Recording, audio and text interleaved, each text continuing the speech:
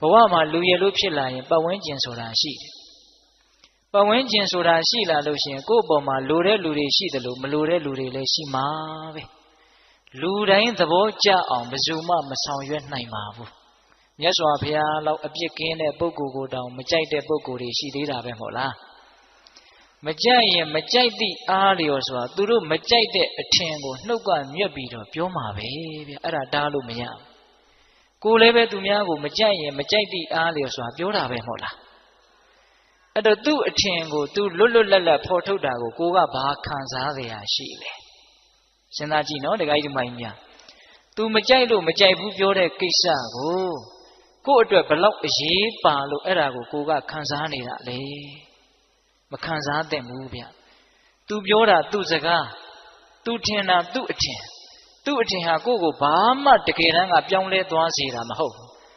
ဆိုလိုတာကသူ့ရဲ့စကားတန်တွေဟာကိုယ့်အပေါ်မှာဘာအကျိုးသက်ရောက်မှုမှတကယ်စင်စစ်ကတော့မရှိဘူးဟုတ်လားအဲ့ဒီစကားတန်ကြောင့်တော့ကိုဘာမှဖြစ်မသွားဘူးချီးမွမ်းလို့လည်းပဲကိုတကယ်ကောင်းမသွားဘူးပင်ကိုကမကောင်းရင်မကောင်းပဲကဲရဲ့လို့လည်းပဲကိုတကယ်ယုံမာတဲ့လူတယောက်ဖြစ်မသွားဘူးကိုပင်ကိုကဆိုးရင်ဆိုးမှာပဲကိုပင်ကိုကကောင်းရင်ကောင်းမှာပဲဟုတ်လားဒါကြောင့်စကားသံတွေနဲ့ပတ်သက်ပြီးတော့ခိုင်မာတဲ့စိတ်ဓာတ်ရှိဖို့လိုအပ်တယ်ပတ်ဝန်းကျင်ကပြောတိုင်းတုန်လှုပ်နေမယ်ဆိုလို့ရှိရင်တစ်ရွက်6တစ်ရွက်လို့ကိုယ့်ရဲ့ဘဝဟာလွင့်မျောသွားနိုင်တယ်ဟုတ်လားဒါကြောင့်မြတ်စွာဘုရားကသေလောယထဧကကနောဝါဒေနနသမိရတိဧဝောနေနပတံသာတုနသမိစ္ဆန္တိပန္တိတာအမျှော်မြင်ကြီးတဲ့လူဉာဏ်ရှိတဲ့လူဆိုတာပတ်ဝန်းကျင်ကထွက်လာတဲ့ချီးမွမ်းခြင်းကဲ့ရဲ့ခြင်းစကားသံတွေကိုမတုံလှုပ်သင့်ဘူးတဲ့ဥပမာဘာနဲ့တူလဲဆိုရင်တခဲနဲ့ကြောက်သားနဲ့ပြီးတဲ့ကြောက်တောင်ကြီးဟာအရက်လေးမျက်နှာကတိုက်ခတ်လာတဲ့လေတို့ကြောင့်မတုံလှုပ်တယ်လို့မျိုးပဲတဲ့ဉာဏ်ရှိတဲ့လူဆိုတာအဲ့ဒါပတ်ဝန်းကျင်ကလေသူများရဲ့နှုတ်ဖျားကနေပြီးတော့အတန်တီးဟူသောလေတွေကတော့ကိုယ်စီကိုတိုက်ခတ်လာမှာပဲလေကိုကအဲ့ဒါတုံလှုပ်နေမယ်ဆိုလို့ရှိရင်ကိုယ့်ရဲ့ဘဝဟာဘာမှခိုင်မာမှုမရှိတော့ဘူး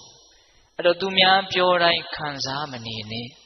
ခံစားနေရင်ကိုယ်မှာဒေါသဖြစ်တဲ့အချိန်ကုန်တယ်ဘာအကျိုးမှမရှိမခံစားဖို့ရာကလည်းကိုကနှလုံးသွင်းမှန်ဖို့လိုသေးတယ်ဘယ်လိုနှလုံးသွင်းရမှာလဲဆိုတော့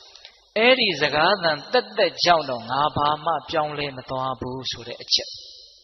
သူကောင်းတယ်ပြောလို့လည်းတကယ်ကောင်းတာမဟုတ်သူဆိုးတယ်ပြောလို့လည်းကိုတကယ်ဆိုးသွားတာမဟုတ်ဘူးကိုကတော့ငကိုအတိုင်းပဲသူထင်တာသူ့အထင်ပဲလေသူပြောတာသူ့အပြောပဲလေဟုတ်လား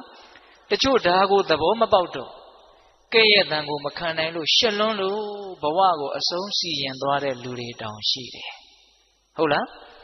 ချီးမွမ်းတဲ့တွေကိုမခံနိုင်လို့အောက်ခြေတွေလော့ပြီးတော့တဲဟုတ်တဲ့ငါပဲဆိုပြီးတော့မတူမတန်တယ်လို့ပတ်ဝန်းကျင်ကိုဆက်သန်သည့်အထိမိုက်မဲတဲ့လူတွေရှိတယ်ချီးမွမ်းခြင်းကဲ့ရဲ့ခြင်းလေပြင်းကြားမှာမရှုမလားကြဆုံးသွားတာဟုတ်လားဒါကြောင့်ဘေးကဘာပြောဒါလေးနဲ့ပတ်သက်ပြီးတော့အတူယူစရာအားကျစရာလေးဦးဇင်းတို့ပြောပြခြင်းတယ်မြတ်စွာဘုရားလက်ထက်ကယဟန်တော်လေးတစ်ပါးတောရဆောက်တည်ပြီးတော့တောအုပ်ရဲ့တနေရာမှာသင်္ကန်းကျောင်းလေးဆောက်ပြီးတော့ရွာနဲ့မနီးမဝေးတည်င်းသုံးပြီးတော့နေတာထူးခြားတာကဘာလဲဆိုတော့အဲ့ဒီရွာကအိမ်တအိမ်ကဒကာဒကမတွေနဲ့အဲ့ဒီယဟန်တော်လေးကအင်မတန်ရင်းနှီးတယ်အင်မတန်ခင်တယ်ခင်တော့တခါဆိုအဲ့ဒီအိမ်ကိုသွားပြီးတော့လဲတယ်တရားစကားပြောတယ်အိမ်ကလူတွေကလည်းသူ့ကိုသားလို့ညီလို့အကိုလို့ချစ်တယ်ခင်တယ်ကြည်ညိုတယ်ပေါ့ဟုတ်လား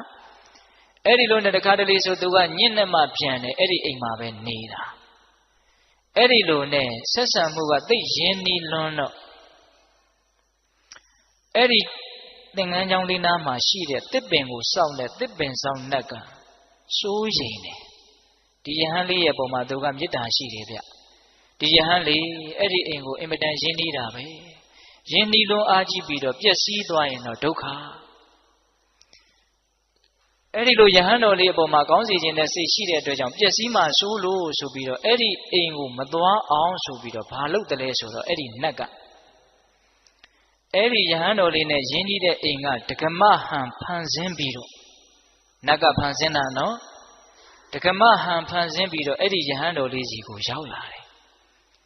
ရောက်လာတော့ကိုတော်လေးကအဲ့ဒါကိုနှက်လို့ဘယ်သိမှလဲသူ့အိမ်ကဒကမပဲလို့ထင်တာ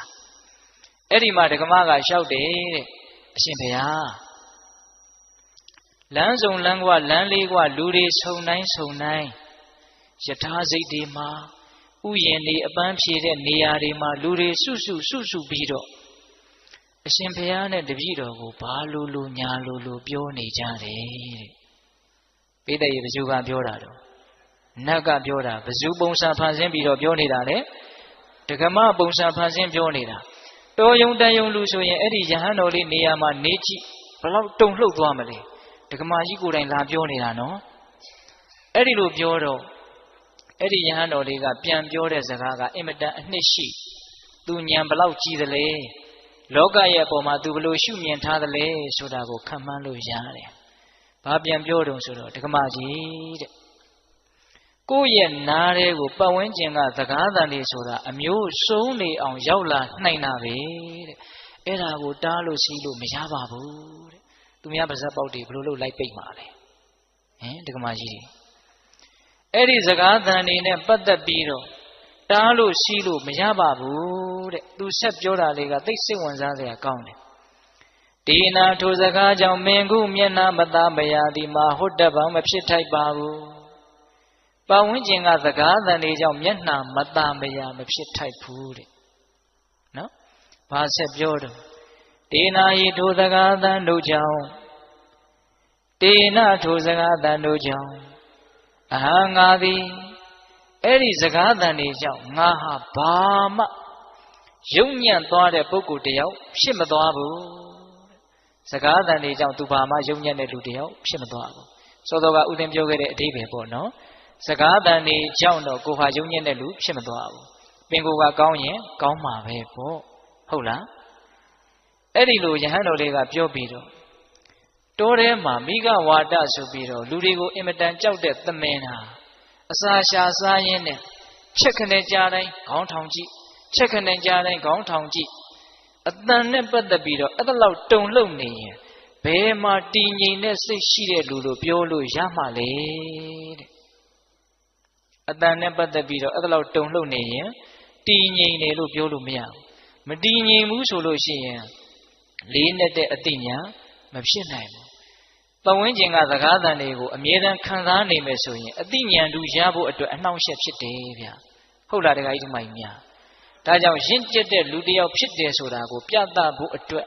ပတ်ဝန်းကျင်ရဲ့ကဲ့ရဲ့ရှုံချတဲ့စကားသံတွေကိုကြံ့ကြံ့ခံနိုင်တဲ့အတွေးတွေရှိဖို့မလိုဘူးလားလိုတယ်ဒါကြောင့်ဒကာဓမ္မတို့ဦးဇင်းတို့တွေမှာလူကြားထဲမှာနေရတာချစ်သူရှိသလိုမုန်းသူလည်းရှိမယ်ချီးမွမ်းတာရှိသလိုကဲ့ရတာလည်းရှိမယ်ဒါတွေနဲ့ပတ်သက်ပြီးတော့ငါဘာမှဖြစ်မသွားဘူးလို့နားလည်ပြီးတော့ဘာမှမဖြစ်တဲ့အရာတွေကိုဘာမှမဖြစ်တယ်လို့ပဲသဘောထားရမယ်ဘာမှအရေးမပါတဲ့အရာကိုအရေးသိပ်ပါတယ်လို့ထင်ပြီးတော့အဲ့ဒါကိုအချိန်ကုန်ခံပြီးတွေးမယ်ဆိုရင်ကိုယ့်ရဲ့ဘဝဟာယုံညံ့မှုတွေနဲ့နှင်မွန်းသွားနိုင်တယ်နော်ဟုတ်လားအေးဒါကြောင့်နံပါတ်1မုံလို့ပြောတဲ့စကားတွေကိုမျက်နှိုးတဲ့ပစ္စည်းတစ်ခုကိုထုတ်ပြီးတော့ကြည့်တယ်လို့မျိုးတချို့ပြန်ကြည့်နေတာဗျဘယ်တော့မှငါ့ကိုဘယ်သူကဘယ်လိုပြောတာမမေ့နိုင်ဘူးလေဟုတ်လားတချို့ဆိုရင်အဲ့ဒီလူငါ့ကိုဒီလိုပြောတာငါတစ်သက်လုံးမမေ့ဘူးမပြောဘူးလားအေးအဲ့ဒါကိုမြတ်စွာဘုရားကအချိန်ကုန်တဲ့လူပန်းနဲ့ဘာမှအကျိုးမရှိဘူးထုတ်ပြီးတော့မခံစားပါနဲ့တဲ့ဟုတ်ရလားအေးအဲ့ဒါပထမအဓိပ္ပာယ်ရဲ့ရှင်းလင်းချက်ဒုတိယအဓိပ္ပာယ်ဆက်ပြီးတော့သွားကြရအောင်ပရိသံသူတော်ဘာတို့ဤကတာကတံပြုတ်အပ်မပြုတ်အပ်အရရဟုကောင်းမှုမကောင်းမှုတို့ကိုနာအဝဲခေယအလုတ်တခုဂယုပြု၍ကြည်ရှုဆင်ញင်၍မနေရပတ်ဝန်းကျင်မှာလူတွေအများကြီးရှိတယ်ဇေယျအမျိုးမျိုးရှိတယ်ကိုကြိုက်တာကိုကိုကြိုက်တယ်လို့အသီးသီးလုပ်ပြီးတော့နေကြတာမရှိဘူးလားကိုကြိုက်တယ်လို့ပြောမယ်ကိုကြိုက်တယ်လို့လုပ်မယ်ကိုယ်စိတ်ထဲကောင်းတယ်လို့ထင်တာကိုအသီးသီးပုံစံအမျိုးမျိုးနဲ့လုပ်နေကြမှာပဲလေလူတွေကအဲ့ဒါကိုဘယ်လိုလုပ်တာကတော့ကောင်းတယ်ဘယ်လိုလုပ်တာကမကောင်းဘူးလို့ကိုကဆရာကြီးဒီဇိုင်းနဲ့လိုက်ပြီးတော့ကွန်ထရိုးလုပ်လို့ရမလားအဲ့ဒါကိုကမကြည်မနဲ့ဘယ်လူတော်မဟုတ်လိုက်တာသူများလုပ်နေတာနဲ့ပတ်သက်ပြီးတော့ကိုကဘာဖြစ်နေလဲခံစားနေတာဟုတ်လား ဒါကြောင့်သူများဘာတွေလှုပ်တယ်မလှုပ်ဘူးဆိုတာကိုယ့်အတွက်ဘာမှအရေးမကြီးဘူးဗျတကယ်ကတော့သူလှုပ်တာသူ့ကံလေဟုတ်လားသူ့ကံဟာသူ့ကိုပဲအကျိုးပေးမှာလေရှင်းရှင်းလေးနော်ဒကာကြီးဒီမိုင်းများကိုလှုပ်တာကိုယ်ကံဒီကိုယ့်ကိုအကျိုးပေးမယ်ဘောင်းမဲကြောင့်သူ့အကျိုးပေးမဲ့သူ့ကံတွေကိုကိုကအရေးတကြီးသွားပြီးတော့လောကုတ်ချောနေတာလေမစဉ်းစားသင့်ဘူးလားစဉ်းစားသင့်နေဗျသူများအကြောင်းတွေကိုတွေးရင်တော့များသောအားဖြင့်အကုသိုလ်ဖြစ်တာပဲများတယ်ဒါတကားကြီးဒီမိုင်းများနားလည်နိုင်ပါလေအတွေ့အကြုံတွေလည်းပဲထက်ချီတလဲလဲများလာပါရော့မယ်စဉ်းစားကြည့်နော်အကုသိုလ်တွေများသောအားဖြင့်ဖြစ်တယ်စိတ်ထဲမှာလောဘတွေဒေါသတွေဖြစ်ရတယ်ဆိုတာသူများအကြောင်းစဉ်းစားလို့ဖြစ်တာဗျဟုတ်လားမုန်းတဲ့လူအကြောင်းစဉ်းစားကြည့်အဲ့ဒီလူပြေးလဲနေရင်ကိုသိပ်ပြီးတော့မကျေနပ်ချင်အဲ့ဒီလူမပြေးလဲဘူးဆိုလို့ရှိရင်မဟုတ်တဲ့အပြုံးတွေနဲ့ကျေနပ်ပြီးတော့နေတာနော်ချစ်တဲ့လူအကြောင်းစဉ်းစားမယ်ဆိုတော့ရောသူမပြေးလဲဘူးဆိုတော့ကိုကစိုးရိမ်လို့ကိုပါမပြေးလဲရောဟုတ်လားသူပြေးလဲလို့ဆိုတော့လည်းပဲလောဘတွေနဲ့ရစ်မှုပြီးတော့နေပြန်တာပဲဟုတ်လားများသောအားဖြင့်တော့သူများအကြောင်းစဉ်းစားရင်ဒေါသတွေအင်မတန်ဖြစ်ရတယ်မဟုတ်တာတွေလုပ်နေတာတွေကိုစဉ်းစားပြီးတော့ကြည်စမ်းလူယုံမာတွေမဟုတ်တာတွေလုပ်နေတာမစဉ်းစားဘူးလားအဲ့ဒီလူယုံမာတာမယုံမာတာမသေးကြပါပဲလို့အဲ့ဒီတည်ငါမှအဲ့ဒါလို့တွေးနေတော့ကိုကတော့ယုံမာသွားတာအမှန်ပဲဗျာလူယုံမာတွေလို့စဉ်းစားလိုက်တော့စိတ်ထဲမှာဘာတွေဖြစ်လာတော့ဒေါသတွေဖြစ်လာတယ်ဟုတ်လားကောင်းတာတွေလုပ်နေတဲ့လူတွေကိုစဉ်းစားမိတဲ့နေရာမှာတောင်မှအလကားပါကွာထောင်မြင်လို့ရာစွန့်နေတာပါအလကားစိတ်ကောင်းနှလုံးကောင်းနဲ့လုပ်နေတာမဟုတ်ပါဘူးလို့စိတ်ထဲကဒေါသတွေဖြစ်တာရောမရှိဘူးလားရှိတယ်သူများအကြောင်းတွေကလည်းကိုယ့်ရဲ့နားတဲ့စိတ်ထဲကိုပုံသဏ္ဍာန်အမျိုးမျိုးနဲ့ဝင်နေတာဗျသတင်းသားတွေကလည်းဝင်နေ TV တွေကလည်းဝင်နေရေဒီယိုတွေကလည်းဝင်နေသူများအကြောင်းတွေခေါင်းနဲ့အမြင်နဲ့ရောက်မနေဘူးလားရောက်နေတယ်အဲ့ဓာတွေကိုစဉ်းစားရင်နဲ့ကိုတကယ်လုပ်ရမယ့်အလုပ်ကိုအတွက်အင်မတန်အဖို့တန်တဲ့အချိန်တွေဟာအများကြီးဆုံးရှုံးသွားတာမသေးကြဘူးလားအချိန်ဆုံးရှုံးတာမှရိုးရိုးဆုံးရှုံးတာမဟုတ်ဘူးအကုသိုလ်တွေဖြစ်ရင်းနဲ့ဆုံးရှုံးသွားတာဟင်ဒကာကြီးကမိုင်းများအဲ့ဒါဟုတ်လားသူများအကြောင်းစဉ်းစားရင်အချိန်ကုန်တာမှရိုးရိုးကုန်တာလားအကုသိုလ်ဖြစ်ရင်းနဲ့ကုန်တာလားအိမ်ကြတော့အေးဆေးဆေးခေါင်းအေးနဲ့စဉ်းစားငါရဲ့ကုန်ခဲ့တဲ့အချိန်တွေဟာသူများအကြောင်းစဉ်းစားရင်းနဲ့ကုန်ခဲ့တဲ့အချိန်တွေဘယ်လောက်များလဲလို့စဉ်းစားကြည့်ဟုတ်ရလားဒါကြောင့်မြတ်စွာဘုရားကမဟာကရုဏာနဲ့ဆုံးမတာသူများဘာတွေလုပ်တယ်မလုပ်ဘူးဆိုတာမင်းအလုပ်မဟုတ်ဘူးတဲ့ဒါကြောင့်အဲ့ဒါကိုခေါင်းထဲထည့်ပြီးတော့အလုပ်ကြီးတစ်ခုလို့သဘောထားပြီးတော့စဉ်းစားမနေနဲ့တဲ့အပြတ်တားထားတာနော်ကိုရှင်တို့ဟောတာလားဘုရားဟောတာလားဘုရားဟောတာ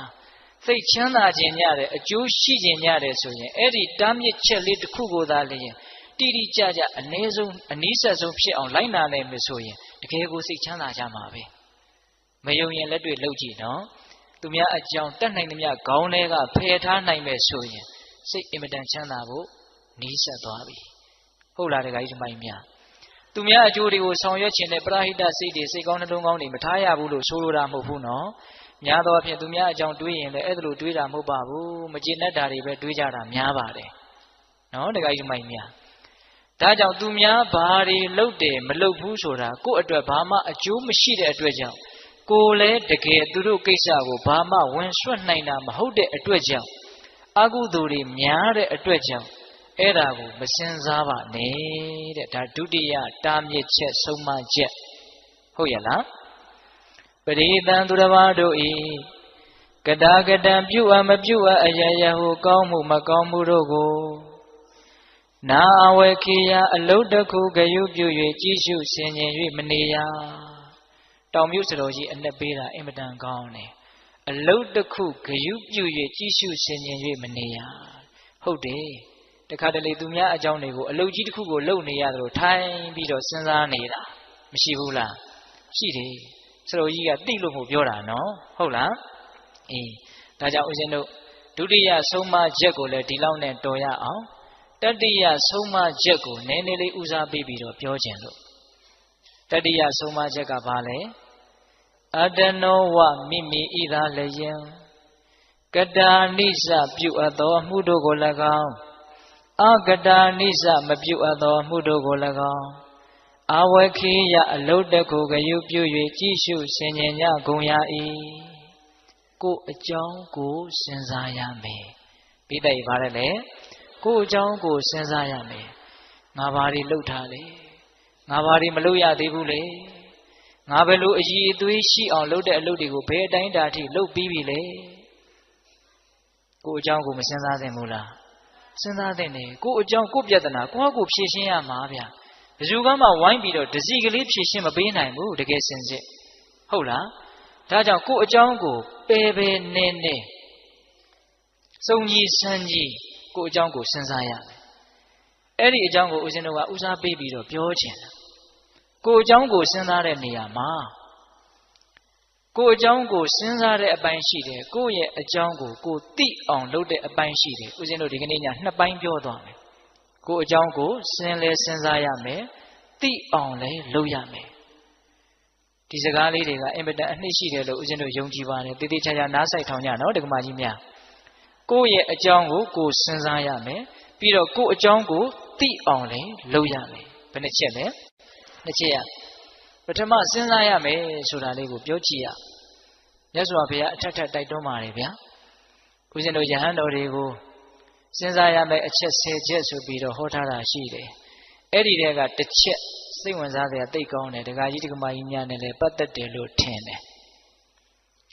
မေငါဤရတိန်တိဝါညစ်နေတို့သည်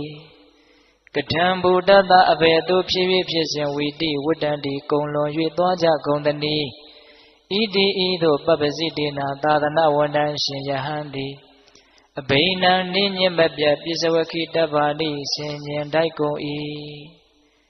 ငါရဲ့နေ့တွေရက်တွေဟာဘယ်ပုံစံနဲ့အချိန်ကုန်ခဲ့တာလဲလို့ယဟန်ဖြစ်တဲ့ပုဂ္ဂိုလ်ဟာစဉ်းစားရမယ်စဉ်းစားတာမှအမြဲတမ်းစဉ်းစားရမယ်အဘိနံအမြဲတမ်းစဉ်းစားရမယ်တဲ့ဒကာကြီးဒကာမကြီးများကမစဉ်းစားတတ်ဘူးလားစဉ်းစားတတ်တယ်ငါရဲ့နေ့တွေရက်တွေဘလို့ကုန်ခဲ့တာလဲတနည်းအားဖြင့်ငါရဲ့အသက်တွေဘလို့ကြီးခဲ့တာလဲပြန်စဉ်းစားကြည့်စမ်းအခုအသက်90ရှိပြီဘာတွေမေမေရရကိုယ့်အတွက်ထောက်ထောက်ခံခံဖြစ်မဲ့ကိစ္စတွေဘာတွေလုပ်ထားလဲဘာတွေခိုင်ခိုင်မာမာကိုယ့်မှာအသိဉာဏ်တွေရှိပြီလေဝိုးရိုးဝါဒရောင်ပေပေရောင်နာနာနဲ့အချိန်ကုန်ခဲ့တာများတယ်ဒီစကားကဘယ်သူကိုပြောလွဲခဲ့ပါတယ်ဗျာ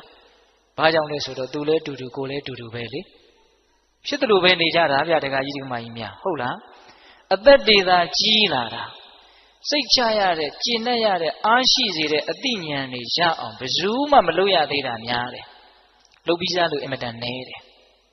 ကိုအားမရတော့မကျင့်တတ်သောလူတွေပဲများတယ်ဗေဒင်ဟောနေတာမဟုတ်ဘူးနော်အတက်ပြောနေတာဦးဇင်းတို့ကဟုတ်လားလူတော်များများဟာကိုအားမရဘဲနဲ့မကျင့်တတ်ဘဲနဲ့နေရတာဒကမကြီးများအဲ့ဒါဟုတ်လားသေချာစဉ်းစားကြည့်နော်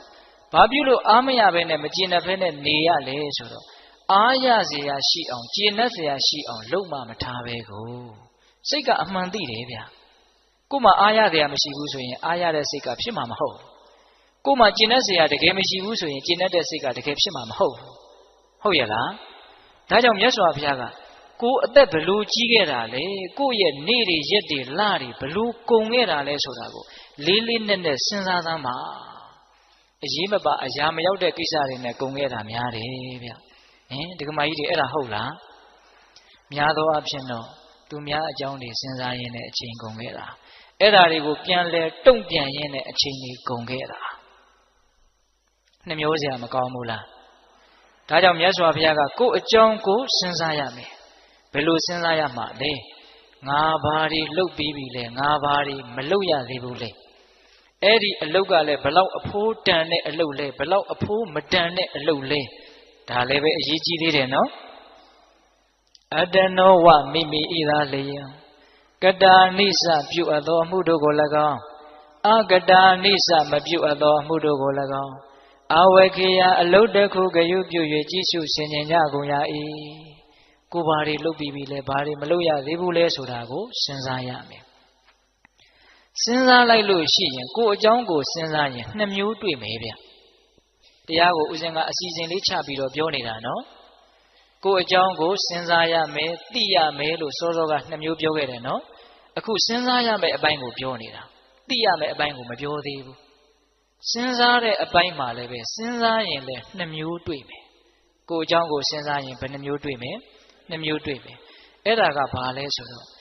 ကိုယ့်ရဲ့မကောင်းခွက်ကိုယ့်ရဲ့ကောင်းခွက်တနည်းအားဖြင့်ကိုယ့်ရဲ့မကောင်းတာရဲ့ကိုယ့်ရဲ့ကောင်းတာရဲ့ဒီနှစ်မျိုးကိုတွေ့ရမယ်တရားဓမ္မတို့ဦးဇင်းတို့ဆိုတာကောင်းတာရဲ့မကောင်းတာရဲ့ကိုရောမှွေထားတာပဲမဟုတ်လားကောင်းတာကြီးပဲလားမဟုတ်ဘူးဒါမြင်မကောင်းတာကြီးပဲလားမဟုတ်ဘူးကောင်းတာတွေလည်းရှိတယ်မကောင်းတာတွေလည်းရှိတယ်မကောင်းတာတွေကိုလည်းမကောင်းဘူးလို့သိရတယ်ကောင်းတာတွေကိုလည်းကောင်းတယ်လို့သိရတယ်မကောင်းတာကိုမကောင်းဘူးလို့ငါမယ်မကောင်းတာတွေရှိတယ်လို့စဉ်းစားမိတော့ဘာအကျိုးရှိလဲဆိုတော့ဒီမကောင်းတာတွေဟာငါ့ကိုမကောင်းကျိုးကိုဖြစ်စေမှာလို့စဉ်းစားပြီးတော့အဲ့ဒီမကောင်းတာတွေကနေလွတ်မြောက်အောင်ကြိုးစားဖို့ဒါအရေးကြီးတယ်နော်တခါယူမိုက်မြမကောင်းတာကိုစဉ်းစားတယ်ဆိုတာအလကားစဉ်းစားတာမဟုတ်ဘူးအဲ့ဒီမကောင်းမှုကနေယုံထွက်ဖို့ဆိုတဲ့ရည်ရွယ်ချက်နဲ့စဉ်းစားရမှာဟုတ်လားကောင်းတာကိုစဉ်းစားတယ်ဆိုတာလည်းဘဝင်မြင့်ဖို့စဉ်းစားတာမဟုတ်ဘူးအဲ့ဒီကောင်းတာကိုစဉ်းစားလိုက်တော့ငါတန်တယ်ပဲကောင်းတာတွေလည်းရှိပါလားဆိုတော့ပီတိတွေနဲ့အားဖြစ်လာတယ်အားဖြစ်ဖို့အတွက်စဉ်းစားရတာမကောင်းတာကိုကြတော့ယုံထွက်ဖို့စဉ်းစားရတာကောင်းတာကိုကြတော့ရှစ်ဆက်ထားတဲ့ကောင်းခြင်းစိတ်တွေပေါက်လာအောင်အားဖြစ်ဖို့စဉ်းစားရတာတူသလားမတူဘူးမြတ်စွာဘုရားကတော့ဥပမာနဲ့ပြောတယ်ဗျာအင်မတန်လှခြင်းပခြင်းနဲ့လူလင်ပြိုလုံးမပြိုကလေးရေမိုးချိုးပြီးတော့ဘာလုပ်တော့ဆိုမှန်ကြည့်မယ်လေမှန်မကြည့်ဘူးလားကြည့်တယ်နော်ဒီလူတွေနေတိုင်းအသက်ကြီးတာကြည့်တယ်မှန်ကတော့နေတိုင်းကြည့်ကြမယ်ထင်ပါလေဒီကမာကြီးများမှန်ကြည့်တဲ့နေရာမှာရည်ရွယ်ချက်နှစ်မျိုးရှိတယ်ဗျအမလီဦးစင်းရဲ့မှန်ကြည့်တာများကြီးကြီးကျယ်ကျယ်ရည်ရွယ်ချက်နှစ်မျိုးရည်ရွယ်ချက်တွေပါတယ်များပြောနေရသေးလားလို့မအောင်မင်းနဲ့ရည်ရွယ်ချက်နှစ်မျိုးရှိတယ်ဗျဒီကမာကြီးများမှန်နေတိုင်းကြည့်နေတာအဲ့ဒီရည်ရွယ်ချက်ကလေးပြောနိုင်မလားမသိမှန်ကြည့်တဲ့ရည်ရွယ်ချက်နံပါတ်1မျက်နှာပေါ်မှာမတင့်တယ်တာတွေမတက်ရတာတွေမြင်လို့မကောင်းကြည့်လို့မကောင်းတာတွေတွေ့လို့ရှိရင်အဲ့ဒါတွေကိုဖယ်ရှားပစ်ဖို့ဟုတ်လားအညစ်အကြေးတွေမြန်ပေးနေလားမျက်ဝတ်တွေမြန်ထွက်နေလားဟုတ်လားအဲ့ဒါတွေမကောင်းတာတွေရှိနေရင်ဘာလို့ပစ်ဖို့လဲဖယ်ရှားပစ်ဖို့သုတ်သင်ပစ်ဖို့တန်ရှင်းသွားအောင်လုပ်ဖို့အဲ့ဒါပထမရည်ရွယ်ချက်နောက်ဒုတိယရည်ရွယ်ချက်ကဘာလဲဒီကမာကြီးများပြောပါဦးမြတ်ဒုတိယရည်ရွယ်ချက်ကတော့ပိုးပြီးတော့လှတဲ့လှအောင်ပြင်ဖို့ဟုတ်တယ်မဟုတ်လားကြည့်ကောင်းနေတာတွေကိုပိုးကြည့်ကောင်းသွားအောင်လုပ်မယ်လေမျက်လုံးဆိုရင်လည်းမျက်လုံးနဲ့ဆိုင်ရာလှတဲ့လှအောင်ပေါ့နော်တချို့ဆိုရင်မျက်နှာပေါ်မှာအယောင်ကိုစုံလို့လှုပ်ထားလိုက်တာကြည့်ကောင်းမလားဆိုပြီးတော့လှုပ်တာပဲကြည့်ကောင်းမကောင်းဆိုတာတော့တချို့လည်းကြည့်ကောင်းရင်ကောင်းမှာပေါ့ထားပါတော့လေအဲ့တော့ဒုတိယရည်ရွယ်ချက်ကဘာလဲဆိုရင်ပင်ကိုကောင်းနေတာလေးကိုပို့ပြီးတော့ကောင်းတဲ့ကောင်းအောင်လုပ်ဖို့ဒါလေးမပါဘူးလားပါတယ်ဗျပေါ့ပေါ့တန်တန်သဘောမထားနဲ့နော်မြတ်စွာဘုရားအဲ့ဒီတိုင်းပြောတာဗျမှန်ကြည့်တယ်လို့ပဲတဲ့တရားဒီဟုသောမှန်ကိုထောင်းပြီးတော့ကြည်စမ်းပါမကောင်းတာကိုတွေ့လို့ရှိရင်အဲ့ဒီလူလင်မျိုးလုံးမပြိုဟာဖယ်ရှားပြစ်တယ်လို့မျိုးအညစ်အကြေးကိုဖယ်ရှားပြစ်ရကောင်းတာတွေ့လာရင်ဒီကောင်းတာလေးရှိတယ်ကောင်းတာလေးဟာချမ်းသာတယ်ဆိုပြီးတော့ကောင်းတဲ့ကောင်းအောင်ကြိုးစားရမယ်မကောင်းတာကိုတွေ့တော့ဖယ်ရှားတယ်ဆိုတာဘယ်လိုစိတ်ဓာတ်မျိုးနဲ့ဖယ်ရှားရမှာလဲဆိုတော့ဘုရားကတော့ဥပမာတွေအမျိုးမျိုးပေးတတ်လွန်းတယ်ဗျာရေမိုးချိုးပြီးတော့ထားတဲ့လူတယောက်ရဲ့လေပင်ကိုမွေသေးကောင်ပုတ်တို့ခွေးသေးကောင်အပိုင်းအစအပုတ်တွေတစ်ခုခုလေပင်ဆွဲပေးတယ်ဆိုလို့ရှိရင်အဲ့ဒါကြီးကိုဆက်စုပ်တဲ့စိတ်ယွန်ရှာတဲ့စိတ်နဲ့တခါတည်းကိုဖယ်ပစ်ဖို့ကြိုးစားမှာပဲမဟုတ်လားအဲ့ဒါလိုမျိုးစိတ်ထားရမယ်တဲ့မကောင်းတာများတကယ်လို့တွေ့ခဲ့မယ်ဆိုရင်ဒါကိုအကြောင်းကိုစဉ်းစားတဲ့အပိုင်းတွေကိုပြောနေတာနော်မြတ်စွာဘုရားကတော့အမျိုးမျိုးဟောပါတယ်ဦးဇင်းတို့ဒွေတာဝိတကသုတ်တံဆိုတာရှိတယ်ဗျအဲ့ဒီမှာမကောင်းတဲ့အတွေးတွေမကောင်းတဲ့အကြံတွေမကောင်းတာတွေတွေ့ရင်တဲ့မြတ်စွာဘုရားကစဉ်းစားပါတယ်တဲ့ဘယ်လိုစဉ်းစားလဲဆိုတော့ဒီမကောင်းတာကြီးဟာငါအတွက်လည်းအကျိုးမရှိဘူးသူများအတွက်လည်းအကျိုးမရှိဘူးဟုတ်လားအေးဆင်းရဲစေတဲ့ပင်ပန်းစေတဲ့ငြိမ်းချမ်းဖို့မဖြစ်ဘူးလို့တွေးပြီးတော့သူပယ်လိုက်တာပဲတဲ့အဲ့ဒါလိုတွေးလိုက်လို့ရှိရင်ရော့သွားတယ်မကောင်းတဲ့စိတ်တွေဟာ နွားကြောင်းတဲ့နွားကြောင်းသားဟာသူများရဲ့စိုက်ခင်းတွေကိုမစားဖို့နွားကိုဂယုတစိုက်တခါတည်းဒုတ်တွေပါနေနဲ့ပြစ်ခတ်ပြီးတော့ထိန်းချောင်းတယ်လို့မျိုးပါပဲတဲ့မကောင်းတဲ့အတွေးတွေမကောင်းတဲ့စိတ်ဓာတ်တွေအဲ့ဒီရဲ့အန္တရာယ်ကနေကာကွယ်လိုက်ရတာသဘောပေါက်တယ်နော်အေးဒါကြောင့်မကောင်းတာတွေ့ရင်လွတ်မြောက်ဖို့ဆိုတဲ့စိတ်ကူးနဲ့ကိုယ်အကြောင်းကိုစဉ်းစားရတယ်ကောင်းတာတွေ့ရင်တော့အားဖြစ်ဖို့ဒီစကားလေးလည်းမမေ့နဲ့နော်မကောင်းတာကိုလွတ်မြောက်ဖို့ကောင်းတာကြတော့အားဖြစ်ဖို့အဲ့ဒါလေးနဲ့ပတ်သက်ပြီးတော့ဒကာဓမ္မတို့ဦးဇင်းတို့တွေနီးယူစရာလေးအတုယူစရာလေးဇတ်တော်လေးတစ်ခုပြောပြမယ်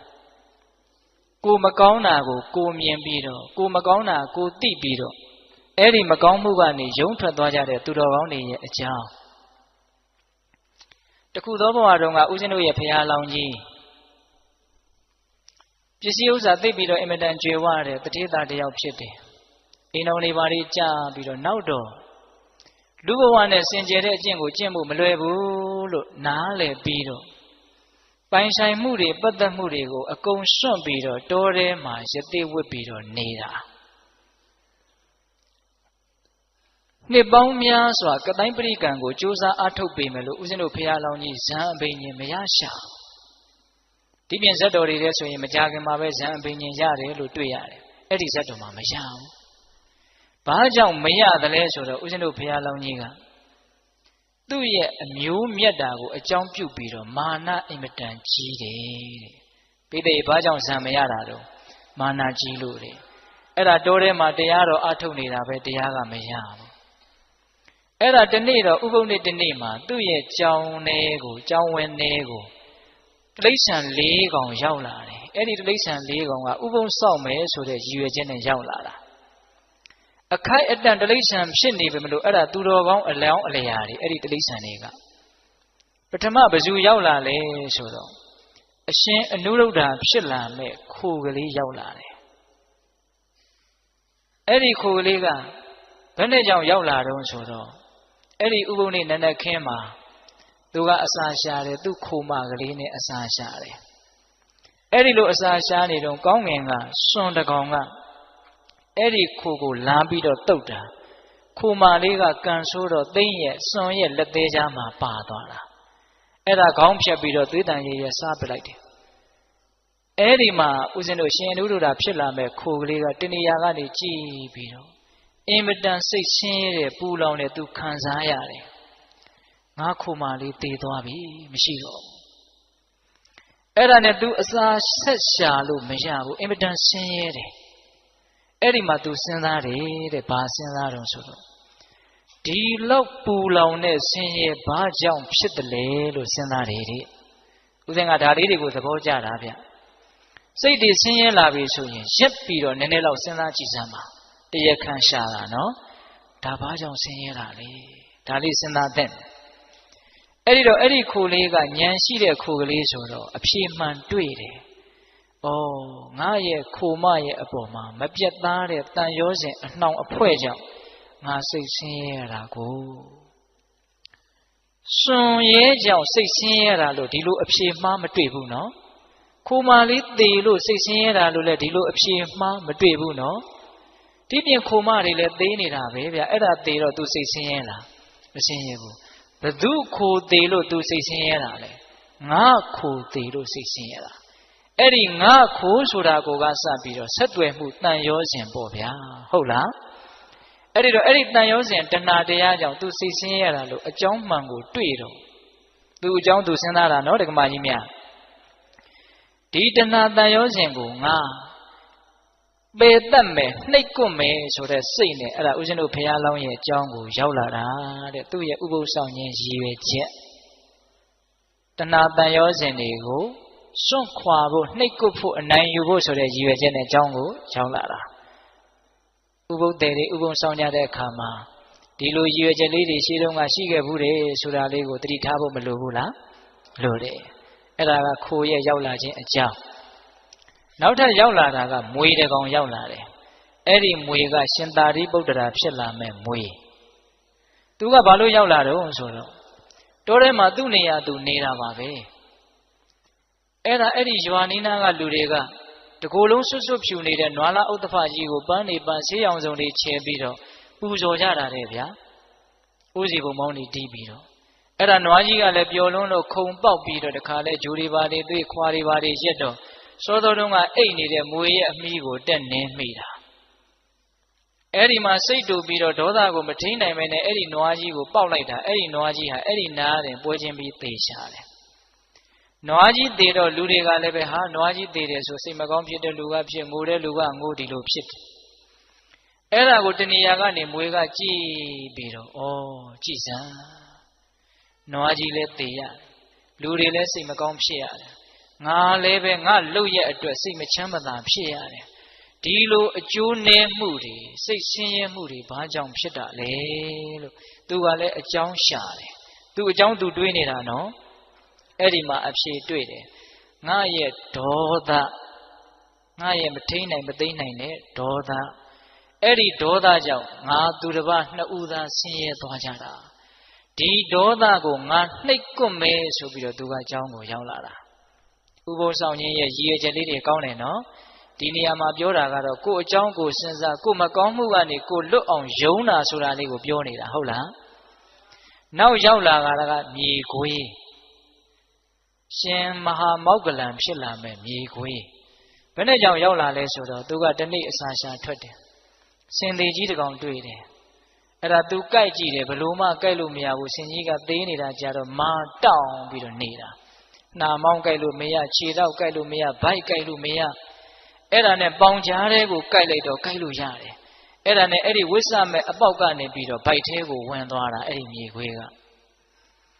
အဲ့ဒါရေစာရင်သွေးကိုတောက်အစာရှာအစာစားလို့ရှိရင်ကလေးစားတွေကိုစားပြီးတော့အဲ့ဒီထဲမှာပဲအိပ်ပြီးတော့နေတာဗျာအဲ့ဒါနေကြီးကကြစ်ကြစ်တော့ပူတဲ့အခါကျတော့သူဝင်ခဲ့တဲ့အပေါက်ကြီးကရှုံးပြီးတော့တဖြည်းဖြည်းနဲ့ပိတ်သွားတာပိတ်သွားတော့မှောင်မဲပြီးတော့သူအဲ့ဒီမှာကြောက်ကြောက်လန့်လန့်နဲ့အတင်းတိုးထွက်တယ်ဘယ်လိုမှထွက်မရဘူးအဲ့ဒါနဲ့အဲ့ဒီထဲမှာသူလန့်ကြောက်ပြီးတော့တရက်နှစ်ရက်သူနေရတယ်အင်မတန်ထွက်ချင်တယ်အဲ့ဒါကံကောင်းတော့မိုးကြီးကပြုံးနဲ့ရွာချတော့အဲ့ဒီအပေါက်ကြီးကပြန်ပွားပြီးတော့ပွင့်သွားတယ်အဲ့ဒါအပေါက်ကြီးကျေအောင်သူမစောင့်နိုင်ဘူးအလောတကောအတင်းတိုးထွက်တာတိုးထွက်တော့အရေခွန်တွေပါတွေစုပ်ပြက်ပြီးတော့အမွှေးတွေပါတွေကျွတ်ပြီးတော့သွေးတန်ရဲနဲ့ကြီးကျယ်တဲ့ဆင်းရဲကိုသူခံစားရတယ်တဏှာရောက်မှအဲ့ဒီဆင်းကြီးကိုသူကြည့်ပြီးတော့ကြည်စမ်းဆင်းရဲလိုက်တာဒီစိတ်ရဲ့ဆင်းရဲကိုယ်ရဲ့ဆင်းရဲဘာကြောင့်ဖြစ်တယ်လဲတဲ့သူအကြောင်းသူစဉ်းစားတာအဲ့ဒီတော့ဘာတွေ့လဲဆိုတော့မစင်မချင်းလိုချင်တဲ့လောဘ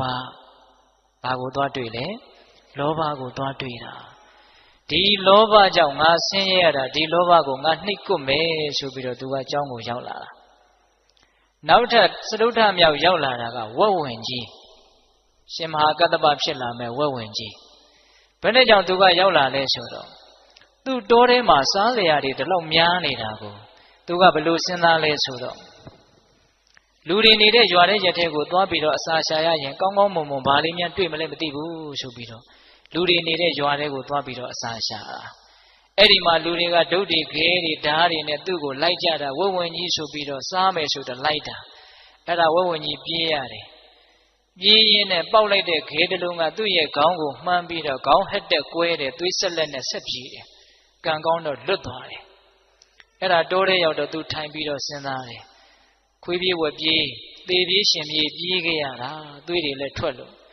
ဒီဆင်းရဲဘာကြောင့်တွေ့တယ်လဲလို့သူစဉ်းစားတယ်တဲ့စဉ်းစားတော့စာထဲကသုံးနှုံထားတယ်ဗျာအတိလောဘတဲ့ပိဋကရပါတဲ့တော့အတိလောဘဆိုတာကရှိတဲ့ရှိတိုက်တဲ့လောဘထက်ပိုပြီးတော့လွန်ကဲတဲ့လောဘပေါ့ဗျာဟုတ်လားစာဝတ်နေရေးမှာမပြည့်စုံတဲ့လူကကားစီးကျင်တာမျိုးဖြစ်ခြင်းဖြစ်မယ်ပေါ့ဟုတ်လား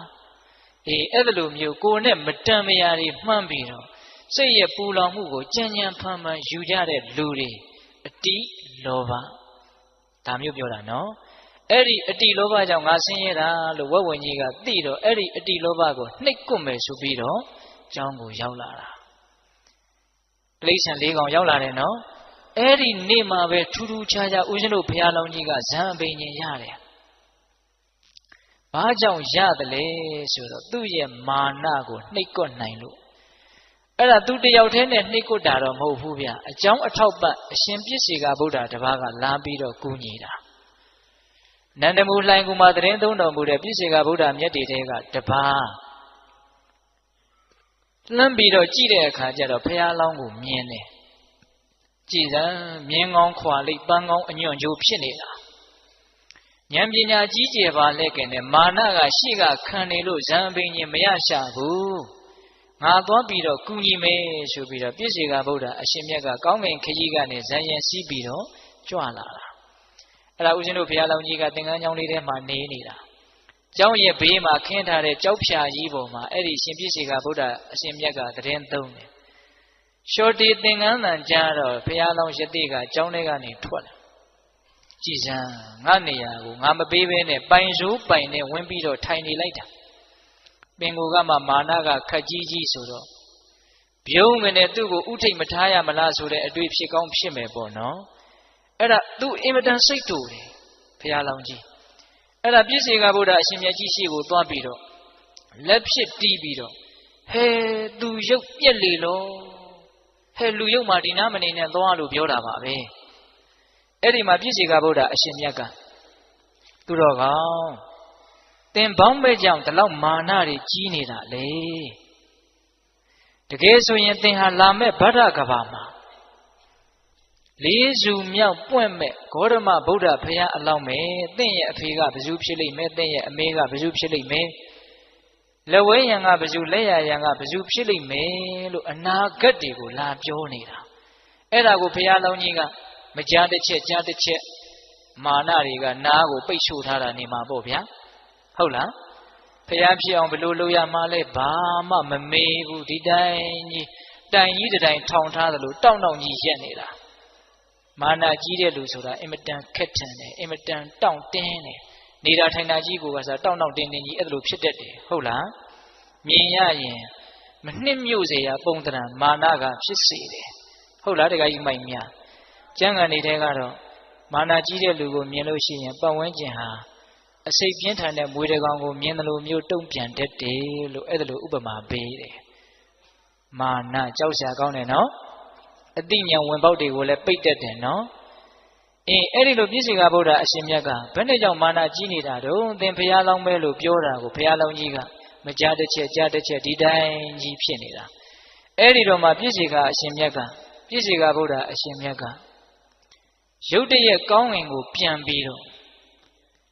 ခြေဘဝတော်မှာကတ်နေတဲ့မြူမုံတွေကိုဘုရားလောင်းရသိရဲ့စံကြည်ကြားကိုကြအောင်တကိုးနဲ့ဖန်ဆင်းလိုက်တယ်အဲ့ဒါမော့ကြည့်တော့မျက်နှာပေါ်ကိုမြူမုံနေကြအဲ့ဒီတော့မှဘုရားလောင်းကြီးကကြည်စမ်းငါမာနတွေဒါကြည်နေတာငါပါလဲသူပါလဲအဲ့ဒီမှာစဉ်းစားတာဟုတ်လားငါမာနသာကြည်နေတာငါမှဘာစွမ်းမှလည်းမရှိအဲ့ဒီလိုသူစဉ်းစားတယ်နော်အဲ့ဒါနဲ့ဒီနေ့ဒီရဲ့အထိငါဇံပင်ရင်မရတာဒီမာနကြောင့်ပဲဒီမာနကိုငါနှိပ်ကွမယ်ဆိုပြီးတော့ကျောင်းသင်္ကန်းထဲကိုဝင်သွားတာသူအမှားသူတိသွားတာနော်ပြည့်စေကဗုဒ္ဓအရှင်မြတ်ကတော့ကောင်းကင်ပြန်ကြွသွားပြီငါဘာမှလည်းမမေးလိုက်ရဘူးအဲ့ဒါနဲ့သင်္ကန်းကျောင်းထဲရောက်တော့တရားနှလုံးကျင့်သုံးလိုက်တာအဲ့ဒီနေ့မှာပဲဇံပင်ရင်ရတယ်ပိသက်ရေ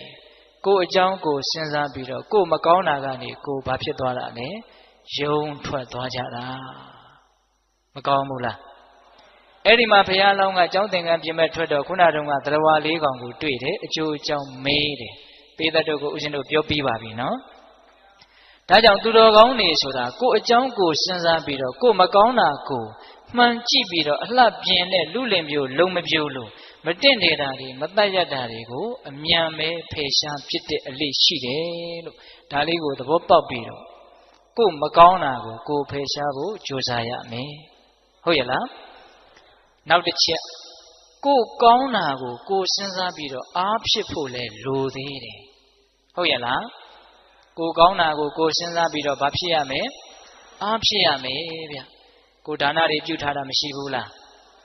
ပြန်တွေးပြီးဆိုရင်ဘာဖြစ်လဲဝမ်းသာတယ်စာကာနုတ္တိဘာဝနာကိုဖြစ်တာဒါနနဲ့ဘာဝနာနဲ့ဘယ်ဟာကမြတ်လဲဒါနနဲ့ဘာဝနာနဲ့ဘယ်ဟာကမြတ်လဲ ဘာဝနာကမြတ်တယ်လှုပ်တုံးကဒါနလှုပ်တယ်ပြန်စဉ်းစားတော့ဘာဝနာကိုဖြစ်တယ်စာကနုတ္တိဘာဝနာကိုဖြစ်တယ်အရင်နဲ့အမျက်ကအတိုးကပိုကြီးနေတဲ့အဓိပ္ပာယ်ဟုတ်လားကိုယ့်ရဲ့သီလကိုကိုပြန်စဉ်းစားရင်ဘာဖြစ်လဲသီလနုတ္တိဖြစ်တယ်ဘာဝနာကိုဖြစ်တယ်ကိုကောင်းတာကိုကိုသိရတာဟာအင်မတန်ကြီးကျယ်တဲ့အမျက်ကိုရတယ်လို့ပြောချင်တာဟုတ်လားဒါကြောင့်ကိုဒါနကိုကိုစဉ်းစားရမယ်ကိုရဲ့စွန့်လွတ်နိုင်စွမ်းအားပေါ့နော်ကိုသီလကိုကိုပြန်စဉ်းစားရမယ်ကိုရဲ့စောင့်စည်းနိုင်စွမ်းအားပေါ့နော်ဟုတ်လားမြတ်စွာဘုရားကတော့ညွှန်ကြားပါတယ်ဗျာနတ်တွေရှိတယ်သူတို့ကောင်းလို့နတ်တွေဖြစ်သွားတာသူတို့မှသာလျှင်နတ်ပြည်ရောက်ကြောင်းကောင်းမှုတွေရှိတာမဟုတ်ဘူးငါမှလည်းပဲကောင်းမှုတွေရှိတယ်လို့နတ်တွေကိုတတ်သိအရာထားပြီးတော့ကိုကောင်းတာကိုကိုစဉ်းစားရင်လည်းဘာဝနာဖြစ်တယ်အဲ့ဒါဘာဘာဝနာလဲဒေဝတာနုတ္တိဘာဝနာဖြစ်တယ်ဟုတ်ရဲ့လားဘဝင်မြင့်ဖို့ပြောနေတာလားအားဖြစ်ဖို့ပြောနေတာလားအေးကိုကောင်းတာကိုကိုတကယ်မြင်လို့ရှိရင်စဉ်းစားမိရင်အားတကယ်ဖြစ်တယ်ဗျဟုတ်လားဒါကြောင့်ကိုလှုပ်ထားတဲ့ကောင်းမှုကလေးတွေနဲ့ပတ်သက်ပြီးတော့စဉ်းစားကြရမယ်နော်ဟုတ်လားဒါနနဲ့ပတ်သက်ပြီးတော့လဲစဉ်းစားသီလနဲ့ပတ်သက်ပြီးတော့လဲစဉ်းစားဟုတ်ရဲ့လားအခုဆိုကြပါစို့ဓမ္မဒါနအလှရှင်များဒါဥစဉ်ကရှေ့ကမြင်နေတော့ပြောခြင်းစိတ်ပေါက်သွားတယ်ကိုလှုပ်လိုက်တဲ့ဒီလှုပ်ရက်ကြောင့်တရားနာနေတဲ့ပုဂ္ဂိုလ်တွေဒီခွေကနေတစ်ဆင့်နာကြမဲ့ပုဂ္ဂိုလ်တွေအများကြီးအသိဉာဏ်တိုးတယ်လို့ကိုလှုပ်ရက်ကိုကိုစဉ်းစားလိုက်ရင်စိတ်ထဲမှာအားမဖြစ်ဘူးလားအားဖြစ်တယ်အသိဉာဏ်ကိုဝေတာဗျတန်ဖိုးအရှိဆုံးကိုပေးတာဗျပစ္စည်းတွေအများကြီးပုံပေးတာတဲ့အသိဉာဏ်ကိုပေးတာကမြတ်တယ်ဗျဟုတ်ရဲ့လားဘာကြောင့်လဲဆိုတော့အသိဉာဏ်ဆိုတာတန်ဖိုးဖြတ်လို့မရဘူးပစ္စည်းဆိုတာတန်ဖိုးဖြတ်လို့ရတယ်ပစ္စည်းဆိုတာကုံသွားတဲ့သဘောရှိတယ်အသိဉာဏ်ဆိုတာကုံသွားတဲ့သဘောမရှိဘူးလူသာသေးသွားတဲ့နောက်ဘဝထိဆက်တယ်အသိဉာဏ်ကအဲ့ဒီအသိဉာဏ်ဆက်သွားတာကိုပဲပညာပါရမီတွေထူးတယ်လို့ပြောတာပစ္စည်းဆိုတာအလွန်ဆုံးခံဒီတဘဝပဲနော်ဒါကြောင့်ပစ္စည်းတဲ့အသိဉာဏ်ကအစစအရာရာအကြီးအသွေးတာတဲ့အတွက်ကြောင့်ပစ္စည်းကိုပေးတာတဲ့တရားအသိဉာဏ်ကိုပေးတာဟာမနှိုင်းစာနိုင်လောက်အောင်အကျိုးကြီးတယ်အဲ့ဒါလို့ကိုယ့်လုပ်ရက်ကိုကိုပြန်စဉ်းစားဖို့မလိုဘူးလားအဲ့ဒီလိုစဉ်းစားရင်ဘာဖြစ်မလဲအားဖြစ်တယ်အားဖြစ်တယ်ဒီနေရာမှာတော့ဦးဇင်းတို့ကကိုယ်တီလကိုစဉ်းစားပြီးတော့ကိုယ်တီလကိုမြင်ပြီးတော့အားဖြစ်သွားရဲ့အားဖြစ်သွားတဲ့ယဟန္တာမထေရမြတ်ကြီးတစ်ပါးအကြောင်းကိုအချင်းချုပ်ပြောပြမယ်ကိုအကြောင်းကိုစဉ်းစားလို့အကျိုးရှိပုံတွေပြောနေတာနော်စောတော်တုန်းကသူများအကြောင်းတွေစဉ်းစားလို့အကျိုးရုပ်ပုံတွေပြောခဲ့ပြီနော်ဟုတ်လားအခုကိုအကြောင်းကိုစဉ်းစားလို့အကျိုးရှိပုံကလေးမြတ်စွာဘုရားလက်ထက်ကယဟန်တော်တစ်ပါးသုံးတယ်သောသင်္ကန်းတစ်လုံးသောသပိတ်ဆောင်ပြီးတော့တရားနှလုံးကျင့်သုံးမယ်ဆိုပြီးတော့နေရာရှာတာတောဆက်တနေရာရွာနဲ့မနီးမဝေးမှာဂူကြီးတစ်လုံးတွေ့တယ်အဲ့ဒါနဲ့အဲ့ဒီဂူကြီးတဲကိုဝင်ကြည့်တော့ဟာဟန်ရလိုက်တာလေလုံမိုးလုံဈဉ္ဉံလျှောက်ဖို့လည်းသိကောင်းတာပဲဆိုပြီးတော့ယဟန်တော်ကအဲ့ဒီဂူထဲမှာနေမယ်ဆိုပြီးတော့နေရာယူတယ်အဲ့ဒါနေလိုက်တော့ဝမ်းမြောက်ဝမ်းသာပဲတရက်ပြီးတရက်ပီတိတွေဖြစ်လို့ဒါပေမဲ့ဝမ်းမသာနိုင်တဲ့တယောက်ရှိတယ်အဲ့ဒါကဘာလဲဆိုတော့အဲ့ဒီဂူကိုစောင့်တဲ့ဂူစောင့်နတ်သမီးကဝမ်းမသာဘူးအစကတော့သူကဒီယဟန်တော်ကတရက်နှစ်ရက်နေမှနဲ့တူပါရဲ့ဆိုပြီးတော့သားလေးသမီးလေးလက်ဆိုတော်တဲ့တစ်ပင်မှာနေတာယဟန်တော်ပြန်မဲ့အချိန်ကိုစောင့်နေတာယဟန်တော်ကသီလရှိတော့သူကအဲ့ဒီဂူထဲမှာမနေနိုင်ဘူးသီလရှိတဲ့ယဟန်ရဲ့အပေါ်မှာအဲ့ဒီနတ်ကမနေနိုင်ဘူးမနေနိုင်တော့သူထွက်ခွာပေးရတယ်ထွက်စီခြင်းလာပြီပြန်စီခြင်းလာပြီတရက်နှစ်ရက်နေမှနဲ့တူပါရဲ့လို့အောက်မေ့နေတာအဲ့ဒါယဟန်တော်ကဒီဝါတွင်တရင်လုံးဒီမှာတရင်သုံးမယ်လို့လဲတန်တိဋ္ဌံချလိုက်ရောအဲ့ဒီနတ်ကလုံးဝမကျေနပ်တော့ဘူးအဲ့ဒီနတ်သမီးကအဲ့ဒါနဲ့ဘာလုပ်လဲဆိုတော့ဒီယဟန်ကိုသူနှင်ထုတ်ခြင်းတယ်ဒါပေမဲ့ယဟန်ကိုနှင်ထုတ်เสียရလက်ဆုပ်လက်ကင်ပြုเสียရအပြစ်အနာအစာကတခုမှမရှိဘူးဖြစ်နေတယ်တကယ်လို့အဲ့ဒီယဟန်ကသီလထိုက်တဲ့လောက်ပျက်စီးနေမယ်ဆိုရင်အဲ့ဒါကိုထောက်ပြီးတော့အဲ့ဒီယဟန်ကိုဂူထဲကနေအဲ့ဒီနတ်သမီးဟာနှင်ထုတ်ပါဒါပေမဲ့အဲ့ဒီယဟန်ကသီလကအဲ့ဒါလောက်စင်ကြဲနေတယ်သူနှင်ထုတ်လို့မရဘူးဖြစ်နေတယ်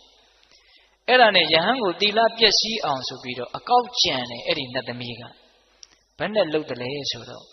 အဲ့ဒီယဟန်ဆုံးခံတဲ့အိမ်ကကလေးတယောက်ကိုဝင်ပူးတယ်အဲ့ဒီနတ်သမီးကဝင်ပူးတော့ဝူဝါဝါအဲ့လိုပူးပြီးတော့ရှောက်ပြောနေတော့ဒကာကြီးဒကာမကြီးများကဟာဘာဖြစ်လဲမသိဘူး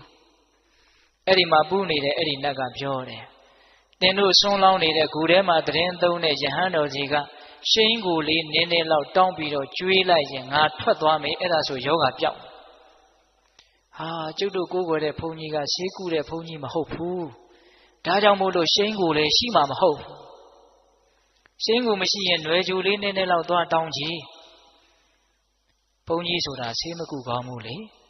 ဘုန်းကြီးကိုဆေးဆရာဖြစ်အောင်လုပ်ပြီးတော့သီလပျက်စီးအောင်အကောက်ကျမ်းနေတာအဲ့ဒီနတ်သမီးက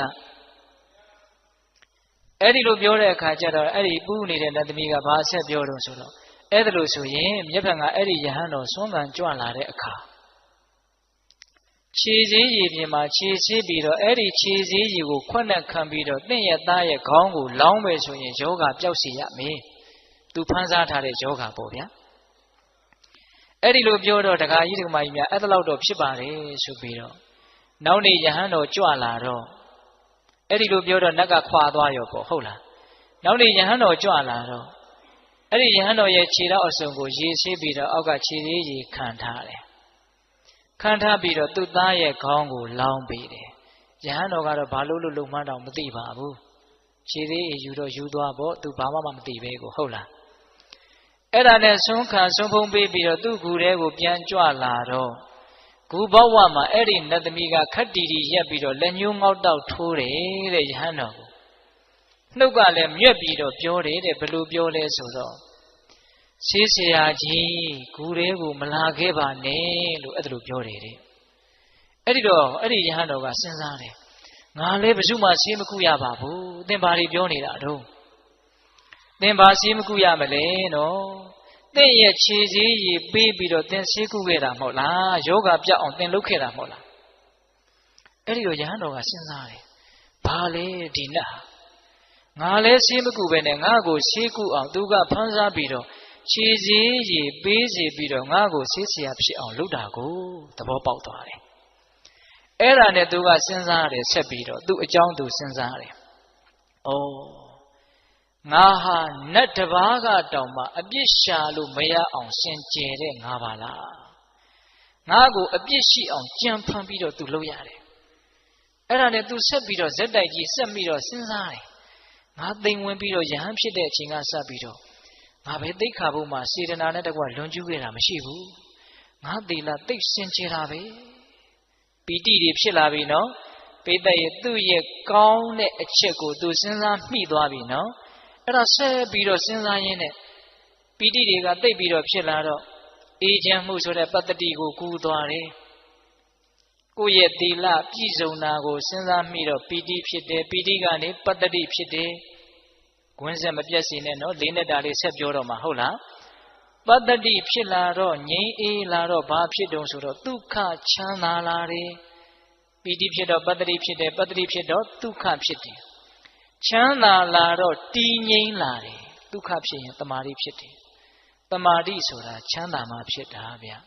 စိတ်ချမ်းသာလာမှတည်ငြိမ်တာစိတ်ဆင်းရဲနေဘယ်တည်ငြိမ်ပါလဲရောက်ရက်ခတ်နေပြီဟုတ်လားတည်ငြိမ်လာပြီတမာတိဖြစ်လာပြီဆိုတော့ယထာဘူတဟုတ်သည့်အတိုင်းမှန်သည့်အတိုင်းမြင်လာတယ်စိတ်ကငြိမ်မှမှန်တာကိုမှန်တဲ့အတိုင်းမြင်တာဟုတ်လား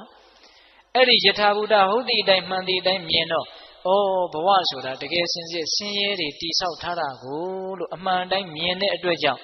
ညီးငွေလာတယ်တဲ့ဆိုလိုတာကဉာဏ်တဆင့်တက်သွားတယ်အမှန်မြင်ပြီးတော့ညီးငွေသွားတာအမှန်မြင်တော့ညီးငွေစရာကြီးလို့တိလို့ညီးငွေစရာမှုလို့ညီးငွေသွားတာတရားကသူ့ကိုညီးငွေအောင်လှုပ်လိုက်တာမဟုတ်ဘူးဟုတ်လားကိုယ့်ရဲ့အသိဉာဏ်ကညီးငွေစရာကြီးလို့တိလို့ညီးငွေသွားတာဟုတ်ရဲ့လားအဲ့ဒီညီးငွေရာကနေပြီးတော့ဘာဖြစ်တော့နိဗ္ဗိဏဉာဏ်ကနေ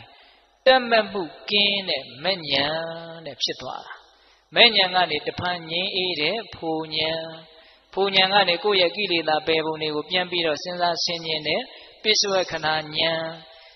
နေအစဉ်စဉ်တက်ပြီးတော့အဲ့ဒီယဟန်တော်သည်ယဟန္တာဖြစ်သွားတယ်ဟုတ်လား ကိုကောင်းတာကိုမြင်ပြီးတော့အားတွေအဆင့်ဆင့်တက်ပြီးတော့အည်အသွေးတွေအဆင့်ဆင့်မြင့်မသွားဘူးလားမြင့်သွားတယ်ဒါကြောင့်ဒါနပြုပြီးရင်စဉ်းစားသီလဆောက်တည်ပြီးရင်စဉ်းစားဟာကောင်းတာလေးတွေလုပ်ရနေတယ်အရာတော်တယ်အဲ့ဒီလိုစဉ်းစားတော့သေချာပေါက်စိတ်ချမ်းသာလိမ့်မယ်အဲ့ဒီစိတ်ချမ်းသာမှုတွေထက်ချီတလဲလဲဖြစ်ပြီးဆိုလို့ရှိရင်တည်ငြိမ်မှုတွေဖြစ်ပြီးတော့ဉာဏ်တွေဟာတဖြည်းဖြည်းနဲ့ရှင်းလာလိမ့်မယ်ဒါမြတ်စွာဘုရားအင်္ဂုတ္တပါဠိတော်မှာအာကင်ခေယသုတ်တံဆိုပြီးတော့ဟောထားတာရှိတယ်သီလပြည့်စုံရင်အစဉ်စဉ်ဉာဏ်တွေအလိုလိုတက်သွားတဲ့အကြောင်းဘာတွေဖြစ်ပါစေလို့ကိုကဆန္ဒပြုရတာမဟုတ်ဘူးတရားသဘောကိုကအလိုလိုဖြစ်သွားတာသဘောပေါက်လားဒါကြောင့်ကိုယ်သီလကိုစဉ်းစားပြီးတော့ကိုကောင်းတာလေးကိုကြည့်ပြီးတော့အားဖြစ်ဖို့ကြိုးစားရတာကလည်းကြိုးစားရကြိုးမနှက်ဘူးလားနှက်တယ်တက်တည်အနေနဲ့အဲ့ဒီယဟန်တော်ကိုဦးဇင်းတို့ထုတ်ပြလိုက်ပါတယ်ဟုတ်လားအဲ့ဒီမှာအဲ့ဒီယဟန်တော်ကအဲ့ဒီကူထဲမှာပဲဝါတွင်ကာလတည်င်းသုံးသွားတယ်အဲ့ဒီတော့ဒါကိုယ်အကြောင်းကိုစဉ်းစားရင်းနဲ့မကောင်းတာမြင်လည်းပဲအကျိုးရှိတယ်ကောင်းတာမြင်လည်းပဲအကျိုးရှိတယ်မကောင်းတာမြင်တော့လွတ်အောင်ကြိုးစားတယ်ကောင်းတာမြင်တော့အားရှိတယ်ခုဦးဇင်းတို့တရားရဲ့နောက်ဆုံးအပိုင်းကိုယ်အကြောင်းကိုစဉ်းစားတာတဲ့အဆင့်မြင့်နဲ့ကိုယ်အကြောင်းကိုသိအောင်လုပ်တဲ့အလုပ်ဒါကတော့အဆင့်အမြင့်ဆုံးအပိုင်းကိုရောက်လာပြီဒီတရားမှာလေစောတော်တုန်းကသူများကကိုယ်ကိုမုန်းလို့ပြောတဲ့စကားတွေနှလုံးမသွင်းနဲ့သူများဘာတွေလုပ်တယ်မလုပ်ဘူးဆိုတာကိုအလုပ်တစ်ခုလို့သဘောမထားနဲ့လို့သူ့အကြောင်းနဲ့ပတ်သက်ပြီးတော့ခေါင်းထဲမှာနေရာမပေးဖို့ပထမပိုင်းမပြောခဲ့ဘူးလားပြောခဲ့တယ်ကိုယ်ဘာတွေလုပ်တယ်ကိုယ်ဘာတွေမလုပ်ရသေးဘူးဆိုတာကိုစဉ်းစားရမယ်လို့ခုနတုန်းကတပိုင်းပြောခဲ့တယ်နော်အေးအခုကိုယ့်ရဲ့အကြောင်းကိုကိုယ်တိုင်သိအောင်ကြိုးစားရမယ်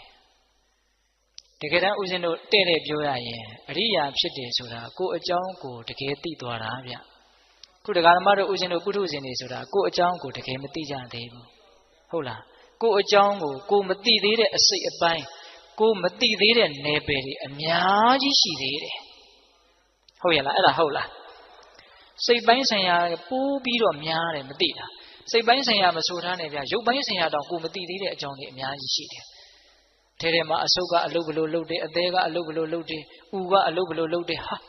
မသိတာတွေအများကြီးပဲဟင်သူရှင်းနေတာပဲကိုဘာမှမသိဘူးအဲ့ဒီရုပ်ပိုင်းဆိုင်ရာကိုအကြောင်းကိုတကယ်သိတယ်ဆိုရင်တောင်မှအဲ့ဒါအရိယာဖြစ်နိုင်နေဗျာ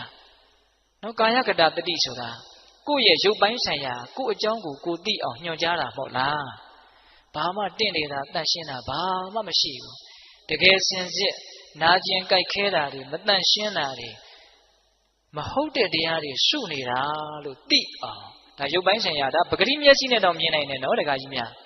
ဒါကိုအကြောင်းကိုသိအောင်လုပ်ရတဲ့အလုပ်ဟာဘယ်လောက်အကျိုးကြီးသလဲဆိုတာပြောပြတာစိတ်ပိုင်းဆိုင်ရာနာမ်ပိုင်းဆိုင်ရာခံစားမှုပိုင်းဆိုင်ရာတွေမှာပိုးရှုပ်ထွေးတယ်မသိသေးတာတွေအများကြီးပဲအဲ့တော့ကိုအကြောင်းကိုသိလို့ရှိရင်တရားဓမ္မတို့ဦးဇင်းတို့တွေကိုအခက်အခဲကိုလွတ်ငြိမ်းအောင်လုပ်လို့ရတယ်ကိုအကြောင်းမှကိုမသိဘူးဆိုရင်ကိုအခက်အခဲကိုဘယ်လိုလုပ်လွတ်အောင်လုပ်လို့ရမလဲခုတရားဓမ္မတို့ဦးဇင်းတို့တွေလူတိုင်းမှာအခက်အခဲကိုစီရှိတယ်နော်ရှိတယ်နော်တရားကြီးများဟုတ်လားအဲ့ဒါကိုအမှန်တိုင်းသိရမယ်အဲ့တော့အဲ့ဒီအခက်အခဲအဲ့ဒီအကျက်တဲတွေကိုပြေးလဲခြင်းနဲ့ဆိုရင်ကိုအကြောင်းကိုသိအောင်ကြိုးစားရမယ်ဒါက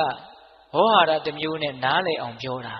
တကယ်စင်စစ်ကိုအကြောင်းကိုသိအောင်ကြိုးစားတယ်ဆိုတာတတိပဋ္ဌာန်တရားကိုအားထုတ်ရတယ်လို့ပြောတာပါပဲ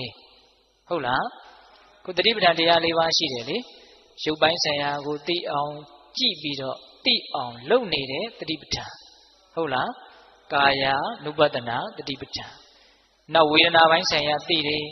နောက်စိတ်ပိုင်းဆိုင်ရာသိတယ်နောက်တရားသဘောဆိုင်ရာသိတယ်ကာယဝေဒနာစိတ်ဓာတ်ဓမ္မဟုတ်လားအဲ့ဒီမှာယုတ်ကပထမဦးဆုံးသိထင်ရှားတဲ့အတွက်ကြောင့်ပထမဦးဆိုတာယုတ်ပိုင်းဆိုင်ရာကိုအရင်သိအောင်ကြည့်တဲ့အလုပ်ကိုအရင်လုပ်ရတယ်အာနာပါနဝင်လေထွက်လေကိုမှတ်မယ်ဟုတ်လားထိုင်ရင်ထိုင်တယ်လို့သိမယ်သွားရင်သွားတယ်လို့သိမယ်ဟုတ်လားပူရင်ပူတယ်လို့သိမယ်အေးရင်အေးတယ်လို့သိမယ်ဘယ်သူအကြောင်းဘယ်သူသိနေတာလဲကိုအကြောင်းကိုသိနေတာသိပါများလာရင်ဉာဏ်ကထက်လာတာရှေ့ဆက်ပြီးတော့အဲ့ဒီလိုရုပ်ပိုင်းဆိုင်ရာကိုသိပါများလာရင်ဦးဇင်းတို့အကျေကြီးပြောရင်တရားရှည်သွားမယ်နော် ရုပ်ပိုင်းဆိုင်ရာကိုသိပါများလာရင်စိတ်ပိုင်းဆိုင်ရာနာမ်ပိုင်းဆိုင်ရာကိုတဖြည်းဖြည်းနဲ့သိလာတယ်စိတ်ဟာရုပ်ထက်ပိုပြီးတော့သိဖို့ခက်ခဲတယ်ဗျအဲ့ဒီမှာစိတ်ပိုင်းဆိုင်ရာဘာတွေသိလာမလဲဆိုလို့ရှိရင်ကိုယ့်ရဲ့မကောင်းတဲ့စိတ်ဓာတ်ကလေးတွေကိုသိလာတယ်လောဘတွေဖြစ်လာတာသိလာတယ်ဒေါသတွေဖြစ်လာတာသိလာတယ်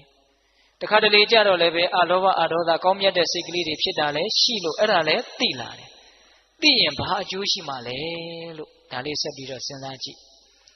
လောဘဒေါသမောဟတွေကိုမြင်မှများသိပါများလာတော့လောဘဖြစ်ရတာဟာအင်မတန်ပင်ပန်းတကူလို့ကိုယ့်အကူသိလာတယ်နောက်တခါကြီးများဟုတ်လားဒေါသဖြစ်တာကိုသိလာပါများတော့ဒေါသဖြစ်ရတာဟာအင်မတန်ပူလောင်တကူအင်မတန်အကျိုးနည်းတကူလို့ကိုယ့်အကူသိလာတယ်ပိဋကသူများပြောလို့သိတာလားကိုယ်တိုင်လက်တွေ့ကိုသိတာလားမတည့်တဲ့အစာကိုစားပြီးတော့ကိုယ့်အကူအနေခက်လာတဲ့အခါမျိုးကြုံဘူးလားကြုံဘူးတယ်နော်ကိုမတည့်တဲ့အစာကိုစားပြီးတော့အနေခက်လာတယ်တော်တော်ကြောက်သွားတယ်ဒီအစာကိုလေကိုယ်တိုင်လက်တွေ့မကြုံခင်တော့ကတော့သူများကပြောတယ်ဟာဘယ်အစားအစာနဲ့ဘာနဲ့ရောစားရင်မတည့်ဘူးဟာတော်တော်ဆိုးတာပဲသိခံစားချက်မရှိ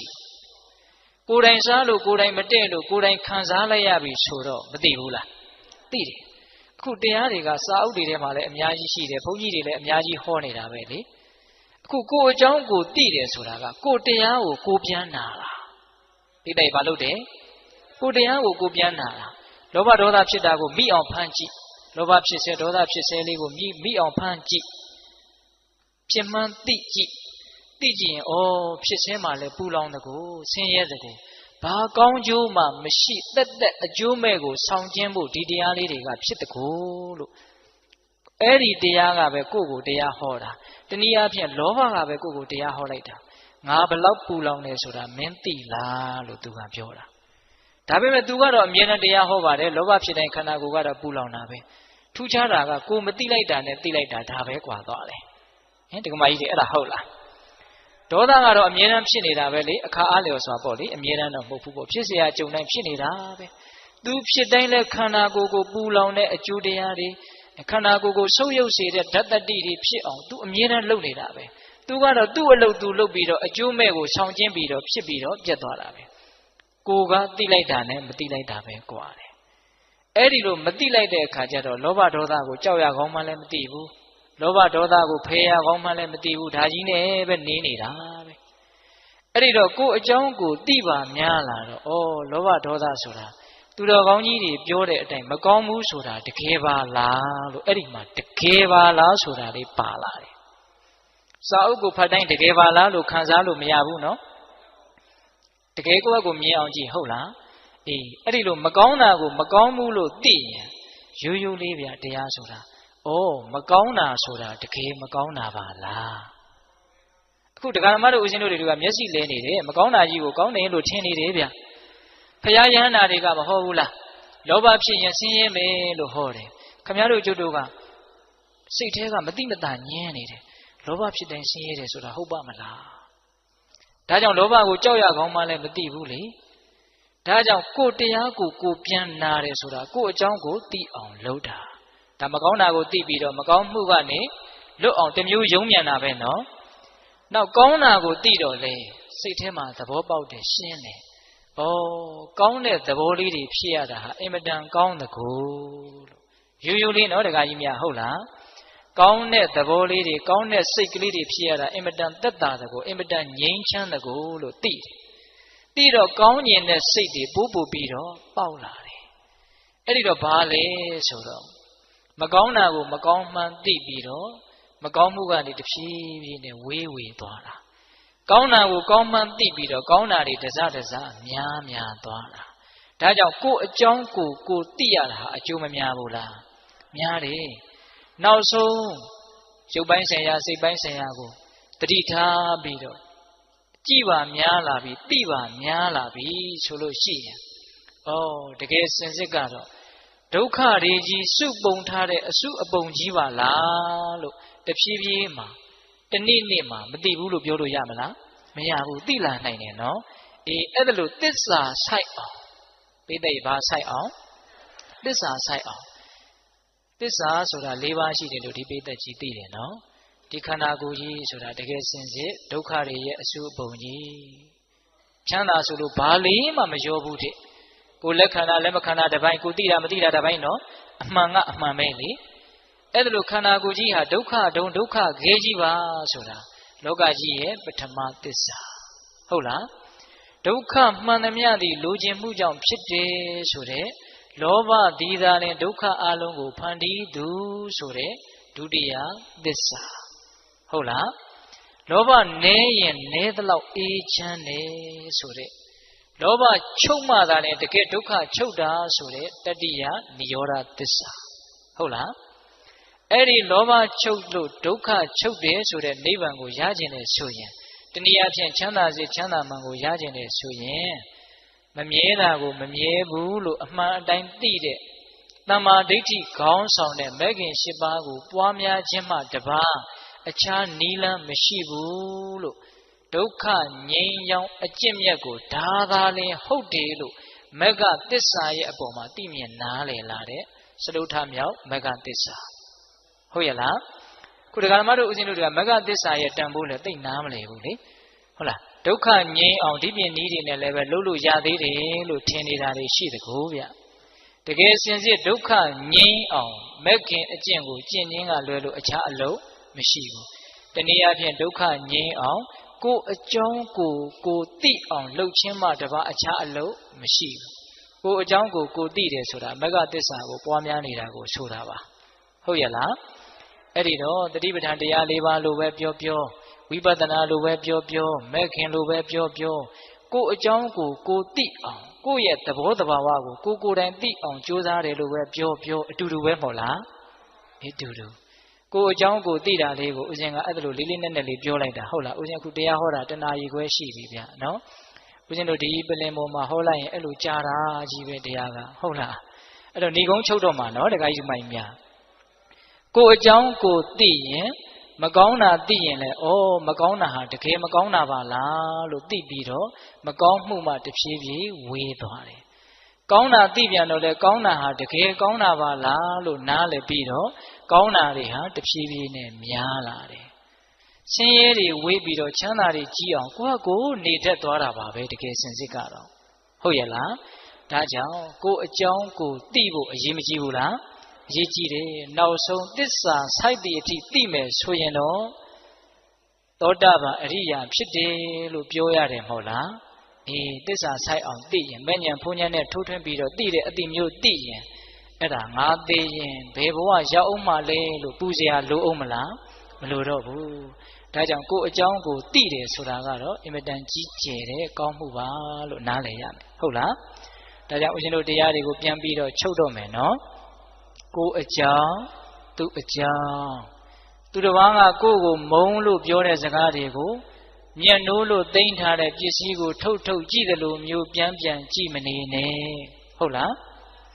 သူများဘာတွေလုပ်တယ်မလုပ်ဘူးဆိုတာကိုအလုပ်တစ်ခုလိုအချိန်ကုန်ခံပြီးတော့အကုသိုလ်အဖြစ်ခံပြီးတော့စဉ်းစားမနေနဲ့ဟုတ်လားကိုယ်ဘာတွေလုပ်ပြီးပြီကိုယ်ဘာတွေမလုပ်ရသေးဘူးလေဘယ်ပြဿနာတွေကတော့ပြေလေပြီဘယ်ပြဿနာတွေကတော့မပြေလေသေးဘူးလေလို့လေးလေးနက်နက်စဉ်းစားရမယ်ကိုယ်အကြောင်းကိုစဉ်းစားတာဟုတ်လားပြီးတော့ကိုယ်မှာဘာတွေသိပြီလေကိုယ်အကြောင်းကိုသိအောင်ကြိုးစားတာဟုတ်လားဒါကြောင့်သူ့အကြောင်းနဲ့ကိုယ်အကြောင်းမှာကိုယ်အတွက်ဘယ်အကြောင်းကအရေးကြီးလဲကိုယ်အကြောင်းကအရေးကြီးပါလေသူ့အကြောင်းသူ့ဖတ်သူအရေးကြီးပါလိမ့်မယ်ကိုကဝင်ပြီးတော့အရေးမကြီးနေတယ်မလိုပါဘူးဟုတ်လားသူကသူ့အကြောင်းသူအရေးကြီးလိမ့်မယ်ကိုလည်းကိုယ့်အကြောင်းကိုအရေးကြီးဖို့ပါပဲဟုတ်လားဘာကြောင့်လဲဆိုတော့တကယ်စင်စစ်ကတော့တယောက်ကိုတယောက်တကယ်တမ်းကတော့ဝင်ဆွတ်လို့လည်းမရဘူးလေဒါကြောင့်မြတ်စွာဘုရားကအတ္တာဟိအတ္တနောနာထောလို့ဟောထားတာမဟုတ်လားကောဟိနာထောပရောတိယသူတစ်ပါးဟာကိုယ့်ရဲ့အာကိုရာပဲဖြစ်မှလေတဲ့ဟုတ်လားကိုယ်သေးတာလည်းအသီးကိုယ့်ရဲ့အာကိုရာတယောက်သည်တယောက်ရဲ့အာကိုရာမဖြစ်ပါဘူးဟုတ်လားဒါကြောင့်သူအကြောင်းကိုယ်အကြောင်းသည်သာလည်းကိုယ်အတွက်အရေးကြီးတယ်သူအကြောင်းသည်သူပဲအရေးကြီးပါလိမ့်မယ်လို့တရားဓမ္မတို့တွေမှတ်သားပြီးတော့ကိုယ်အကြောင်းကိုစဉ်းစားကြတဲ့ပုဂ္ဂိုလ်တွေကိုယ်အကြောင်းကိုသိကြတဲ့ပုဂ္ဂိုလ်တွေဖြစ်နိုင်ကြပါစေလို့ဦးဇင်းတို့ဆန္ဒပြုရင်းနဲ့တရားပွဲကိုတောက်လျှောက်မသိသေးဘူးဗျာ 9 မိနစ်လောက်တရားထိုင်ပြီးမှတရားပွဲသိမ်းရအောင်နော်တခါကြီးမိုင်များ